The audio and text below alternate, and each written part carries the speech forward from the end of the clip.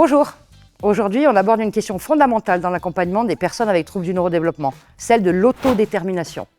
On a la chance d'être accompagné par Tristan, qui est étudiant en psychologie, qui va nous faire réfléchir, approfondir ce concept pour nous amener à le comprendre dans la pratique. L'autodétermination, ça commence très tôt dans la vie. Dès la petite enfance, on voit que les nourrissons peuvent exprimer des préférences pour des personnes, pour des sensations, pour des objets, et cette capacité d'autodétermination, elle va évoluer tout au long de la vie, mais elle va rester. Et on voit que même chez des personnes âgées, qui peuvent être atteintes d'une démence comme un Alzheimer avancé, on voit toujours cette condition minimale de l'autodétermination qui est l'expression d'une préférence.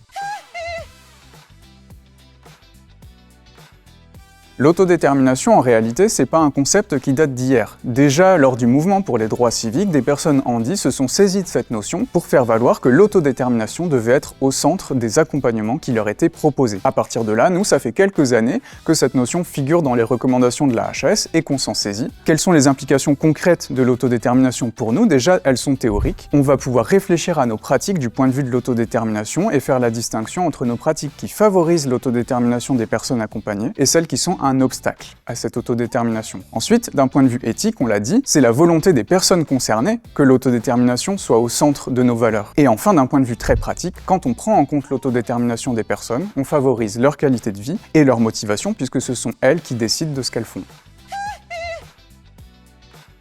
Alors le choix, ça peut être un point de départ de l'autodétermination. C'est important de donner aux personnes la capacité de faire leur choix. Mais ça passe par beaucoup de choses. Ça passe par le fait d'aider les personnes à se connaître elles-mêmes, à se donner des objectifs, à avoir les moyens de les réaliser dans leur environnement, à se sentir en capacité de le faire. Tous ces éléments permettent de favoriser l'autodétermination des personnes. Non, l'autodétermination, c'est permettre à une personne qu'on accompagne de mieux rencontrer ses objectifs et faire les choses qui sont importantes pour elle. Dans ce sens-là, l'autodétermination, ça n'est pas la même chose que le laisser faire. Déjà, il faudrait se poser la question dans ce cas, qu'est-ce qu'on appelle des mauvais choix? Un mauvais choix pour nous peut être quelque chose qui permet à la personne qu'on accompagne d'aller dans le sens de ses objectifs et de ses valeurs.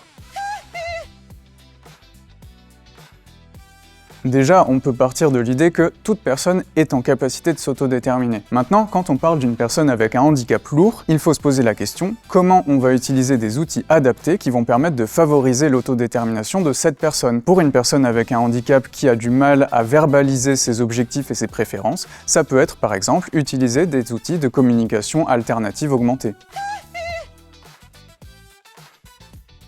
Prendre en compte l'autodétermination dans les accompagnements qu'on propose, c'est un vrai changement de paradigme et donc ça va influencer profondément nos pratiques. Forcément, ça peut mettre en insécurité, mais c'est pour ça que comment on amène l'autodétermination dans nos pratiques, ça doit être accompagné d'un point de vue structurel et institutionnel. L'autodétermination, c'est quelque chose qui est à distinguer de l'indépendance. On est tous dépendants dans une certaine mesure des autres. Et les personnes qui ont un TND ou un handicap lourd peuvent être très dépendantes, mais ça n'enlève rien au fait qu'elles conservent leur capacité à l'autodétermination.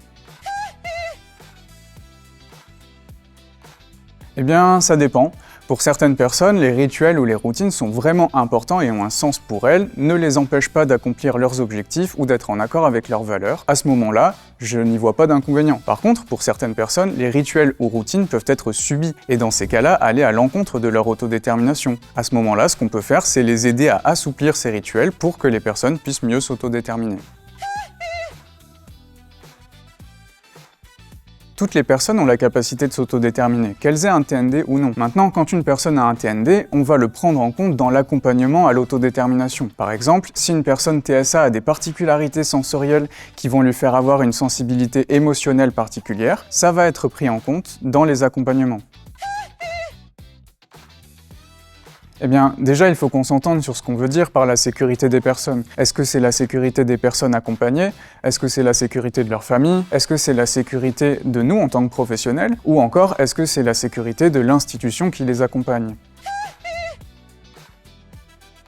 En dernière instance, c'est toujours les individus qui décident pour elles-mêmes et pour eux-mêmes, ce qui est une prise de risque qui vaut le coup dans l'objectif de s'autodéterminer.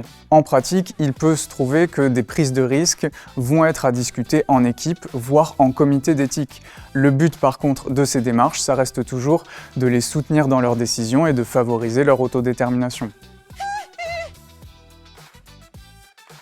On peut s'autodéterminer même quand on manque d'expérience, a priori, et se dire que, spontanément, je préférerais plutôt faire du foot que du basket. Et puis après, l'expérience peut nous permettre d'affiner notre autodétermination. Si par exemple je teste ces deux sports, eh bien je peux me rendre compte à la fin que ce que je préfère depuis le début, c'est le handball. Alors, c'est sûr qu'il vaut mieux demander systématiquement l'accord d'une personne que de lui imposer des activités. Cependant, l'autodétermination, ça n'est pas juste récolter l'assentiment des personnes, c'est plutôt chercher à générer de l'initiative de leur part, ou leur proposer un choix réel. On a toutes et tous une capacité innée à s'autodéterminer. Pour autant, imaginons un instant une personne qui a été 20 ans dans une institution où on ne lui a laissé prendre aucune décision et toutes les choses importantes ont été faites à sa place. Imaginons maintenant que cette personne, du jour au lendemain, on la mette dans un contexte où on lui demande de tout choisir pour elle-même et de s'autodéterminer. Ça va être très difficile. L'autodétermination, c'est une capacité que nous avons tous, mais qui s'apprend et qui s'améliore quand le contexte le permet.